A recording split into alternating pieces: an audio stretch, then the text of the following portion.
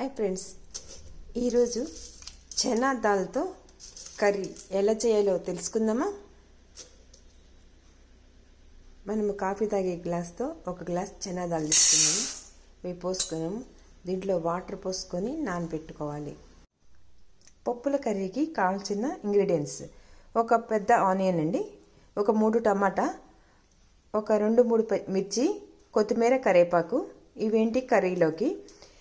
ఈ కర్రీకి కావాల్సిన మసాలా: చిన్నులపాయలండి, ఒక 3-4 తీసుకున్నాను. చిన్నులపాయ గర్భాలు చిన్నవి కాబట్టి ఎక్కువ ఉన్నాయి. ఒక 3-4 పెద్ద అయితే ఒక 3-4 సరిపోతాయి. చిన్న ఎండు కొబ్బరి ముక్క, అల్లం ముక్క, 2 లవంగాలు, ఒక చిన్న చెక్క. ఇవి ఏమైనా మసాలాలోకి అండి, ఇవి ఏమైనా కర్రీకి. ఇవి మసాలా పేస్ట్కి అనమాట. కొత్తిమీర, కరివేపాకు, ఇవన్నీ అల్లం ముక్క,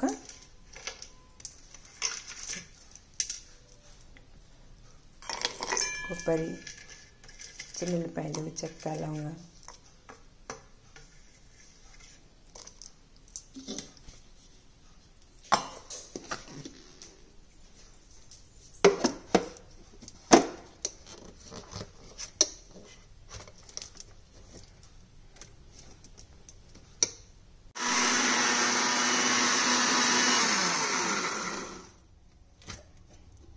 చూస్తారు కదా, ఇలా పేస్ట్ చేసుకోవాలి.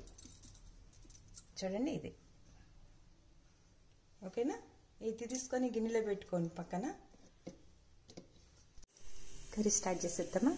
ఓకేనండి, చూడండి. ఫస్ట్ మనం నానేసుకున్నాం కదా పచ్చిశనగపప్పు, ఒక గ్లాస్ నానేసాను కదా. ఇవి ఇలా నానిపోయినాయి కొంచెం. అంటే మనము ఆనియన్ కట్ చేసుకొని, టమాటాలు కట్ చేసుకొని, కొత్తిమీర, కరివేపాకు, మిర్చీస్ అండ్ మసాలా తయారు చేసుకునే లోపు 5 మినిట్స్ పడుతుంది కదా. ఈ 5 మినిట్స్ ఇది నానిపోయింది. ఈ కర్రీ కనుక ఒక్కసారి తిన్నారా, మీరు చికెన్, మటన్ పక్కన పెట్టేస్తారు. అంత బాగుంటుంది, సూపర్ ఉంటుందండి. దీంట్లో నేను 2-3 స్పూన్స్ ఆయిల్ వేసానండి.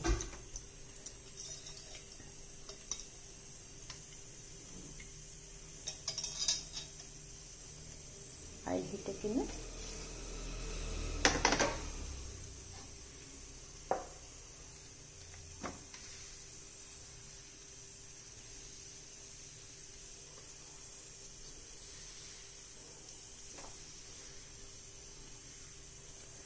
సూపర్ టేస్ట్ అండి పచ్చిశనగపప్పుతో పప్పుల కర్రీ.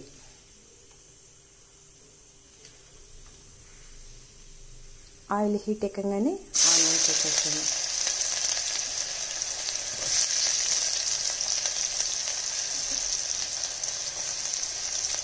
తర్వాత మిర్చి,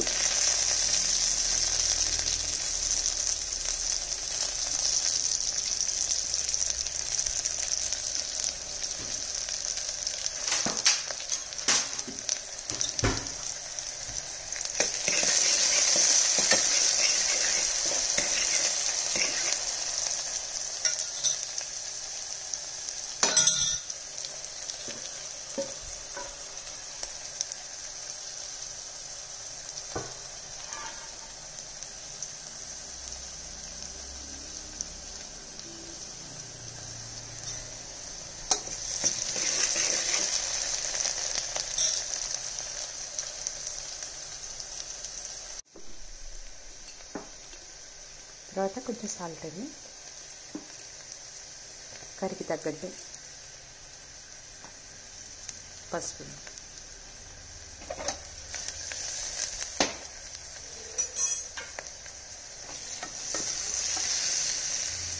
ఇచ్చేసిన తగ్గట్టు. ఆనియన్ ఫ్రై అయిపోయింది. ఇప్పుడు దాంట్లో పచ్చిశనగపప్పు నానబెట్టినవి కదా, ఇది వేసేసుకోవాలి. కర్రీ చాలా టేస్ట్ ఉంటుందండి, చాలా బాగుంటుంది.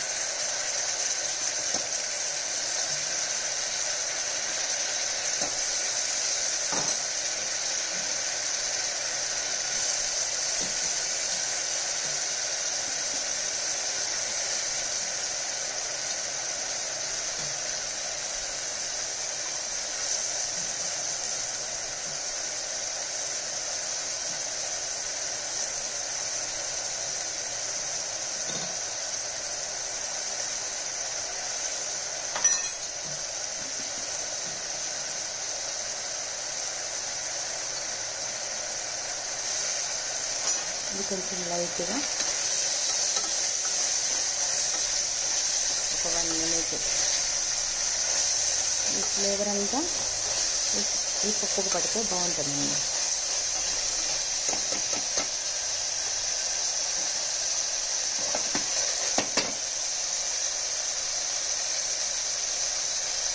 ఆ తర్వాత మనం ఈ మసాలా చేసి పెట్టుకుందాం కదా పేస్ట్, ఈ మసాలా పేస్ట్ వేసేయాలి.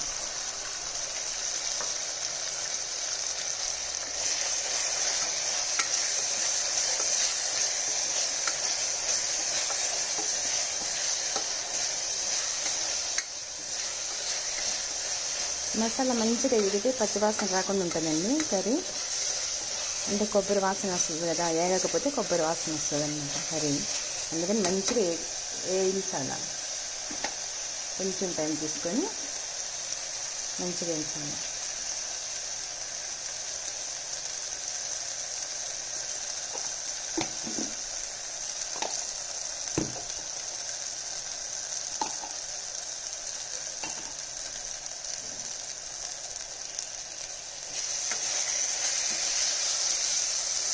వేగుతుంది బాగా.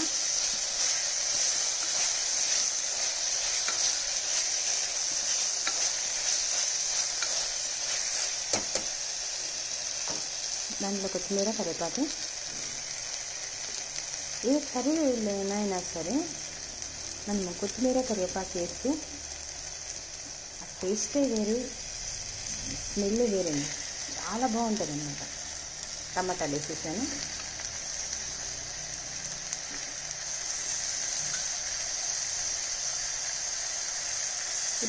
ఇప్పుడు వేస్తే ఏమవుతుంది, కొత్తిమీర, కరివేపాకు మనము కర్రీలో ఉడికిపోయి అవి సపరేట్ అవ్వదన్నమాట. అందుకని మనం కర్రీ ఉడికేటప్పుడే వేస్తే లాస్ట్లో చల్లామనుకోండి అది పక్కనే ఉంటుంది. అందుకని ముందే వేసేయాలి. వేస్తే అదంతా దాంట్లో ఉడికిపోతుంది. ఒక 2 మినిట్స్ మీరు మూత పెట్టేస్తే చూద్దామా. ఇప్పుడు అది మసాలా వేయండి. చూడండి మసాలా మంచిగా వేగిపోయింది. దాంట్లో 1/2 స్పూన్ లోపు కారం,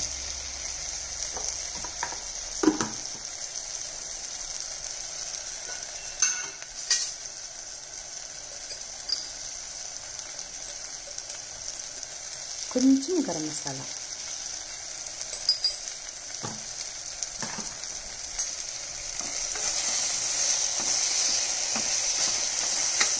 మసాలా మంచిగా వేగిపోయిందండి. ఇప్పుడు దీంట్లో మనం 1 గ్లాస్ వాటర్ యాడ్ చేసాము.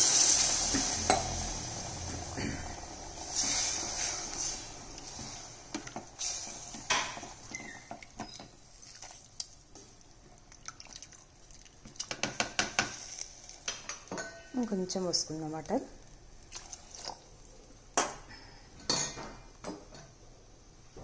చూడండి కలర్ చూడండి, చికెన్ కర్రీ, మటన్ కర్రీ ఇలా కనిపిస్తుంది కదా. ఈ కర్రీ తిన్నారంటే ఆ కర్రీని కూడా పక్కన పెట్టేస్తారు చికెన్ని. అంత బాగుంటుంది, సూపర్ టేస్ట్ ఉంటుంది, మంచి స్ట్రెంత్ కూడా ఉండేది. ఇప్పుడు కుక్కర్ మూత పెట్టేసుకొని 2 విజిల్స్ రాగానే కట్టేద్దాం. పప్పుల కర్రీ రెడీ. ఇప్పుడు ఓపెన్ చేసి చూద్దామా కర్రీ ఎలా రెడీ అయిందో. 3 విజిల్స్ రానిచ్చానండి.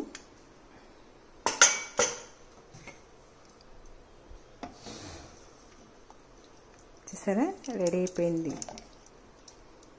పప్పుల కర్రీ.